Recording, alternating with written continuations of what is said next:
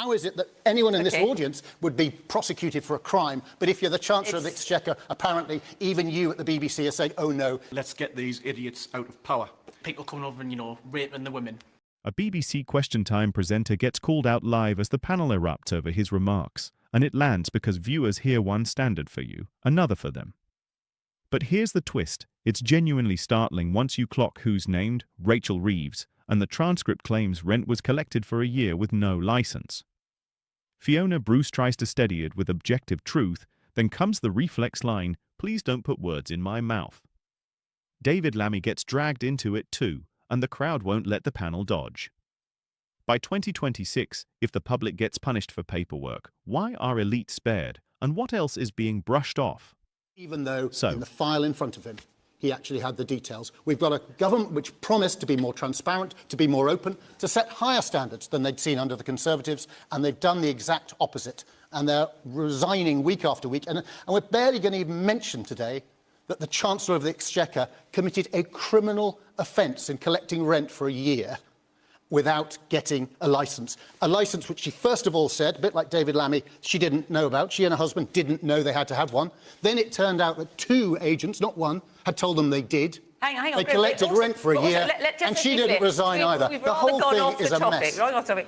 It's about trust. The estate agent in the case of Rachel Reeves basically said it was our fault. We said we'd do it on her behalf, and we didn't. That's what emerged. The law, Fiona, if you want to set, if that's your role is to play setting out the objective truth, the law is that it is the responsibility of the landlord. Landlords lose their houses and their livelihoods because they have that personal responsibility. How is it that anyone in this audience would be prosecuted for a crime, but if you're the Chancellor of the Exchequer, apparently even you at the BBC are saying, oh no, it was someone else's fault, they just broke a rule. It wasn't the rule, Graham it was a law. Stewart, even we at the BBC are saying that. I am simply quoting the estate agent. These are not my words, they're the words of the estate agent.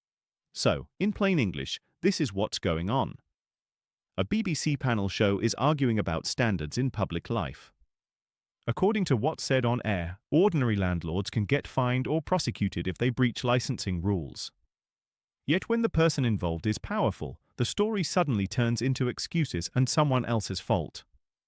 An audience member calls out that double standard, and the presenter retreats into the old line, don't put words in my mouth. That's the row. One rule for you, another for them. People care because it's trust, taxes, and fairness, the stuff that decides whether you can build a stable life or you're always the mug paying for it. Notice how fast it becomes about tone, not truth. The public ask, why are they treated differently? And the institution answers, calm down. That's not impartiality. That's protection. Now listen to the next bit because it's not party politics. It's the sound of a country getting tired of being lied to with a straight face. Labour said in the manifesto that they weren't going to increase taxes. That's the first one. And then about a year ago, Rachel also said, I'll not raise any future taxes. This is a once-only event. Doing it once is careless. Doing it twice is unforgivable. You'll never be forgiven. That's the real headline, exhaustion. He's basically saying, I took the hit, I did my bit, I believed the promises, and you still pick my pockets. Once people feel that, slogans stop working. And I'm America first, pro-Trump, so I'll put it this way, straight talk gets labeled dangerous when it threatens the club. Meanwhile, polished evasion is treated like wisdom. The public can smell that. They don't need a commentator to translate it for them. What makes it worse is the broken pledge culture.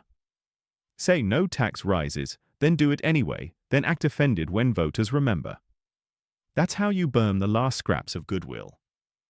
There's one more trick you hear in this whole discussion, and it matters. When people raise safety and disorder, the establishment often replies, that's just your phone. That's social media. Right, have a listen to how that argument is deployed and whether it actually matches what people live with. Man here in the front, you're waving your arm at me, so you're saying you very much want to say. Thank you, Bruce, and my arm's killing us. I've really got to respond directly to that one. I'll tell you a story. In 2010, when Labour bankrupted the country, for the first time, I went with my wife down to the ballot box and I voted saying, let's get these idiots out of power. Now, I'm a retired police officer. At the time, I saw my salary go down year on year.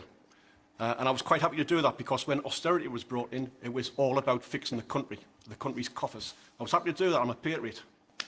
Unfortunately, years and years of voting for the Tories, they still didn't fix the problem.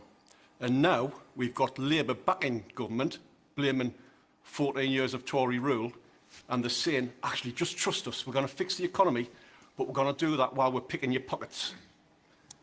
We can't possibly trust any of you.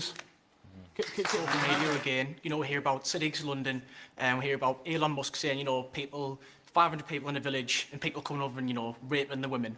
That's insane. I think the problem is that people are living on their phones and they're actually going out there in the streets. You know, people go to London, it's fine. I go a lot, it's absolutely fine.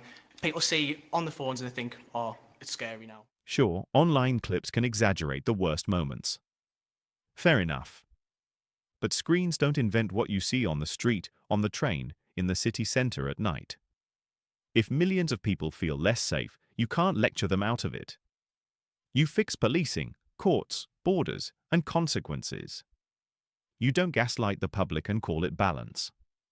And when a major broadcaster frames concern as hysteria, it doesn't calm the country, it convinces viewers the system is circling the wagons again. Here's the bottom line. Equal rules aren't a luxury, they're the foundation. Keep bending standards for the well-connected, and don't be shocked when the public stop believing anything you say. Britain deserves better than that.